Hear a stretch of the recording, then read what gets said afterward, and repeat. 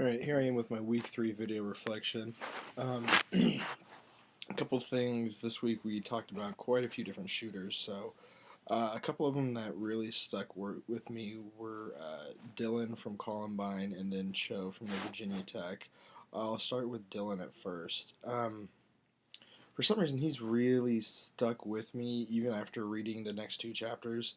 Because I guess I just keep thinking of looking at it from a parent point of view is just really knowing my kids' friends. Because while I will admit that Dylan, he was depressed and he had some issues, but I really just don't think that he would have done what he did had he not become friends with Eric. His journal had many entries about being depressed and just being confused about who he was, but none of them were violent. But then all of a sudden, when he became friends with Eric, he started doing the Nazi symbols, even though he was uncomfortable with it. And even during the shooting, from the accounts of some of the people that were in there, it's almost like he didn't even want to be there. He was just doing it more to impress Eric, or he was afraid of upsetting Eric. So, while I admit, he had some serious issues, and it wasn't all Eric's fault. It just, I guess just from a parent, it reinforces, almost making sure that you know your kid's friends as well as you know your own kid. Um, and then on Cho, he was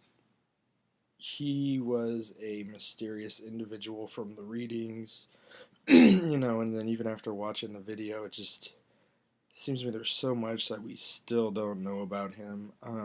And he clearly had some social issues, and I'm wondering if Question Mark wasn't just kind of his way of trying to live through somebody else in a weird way.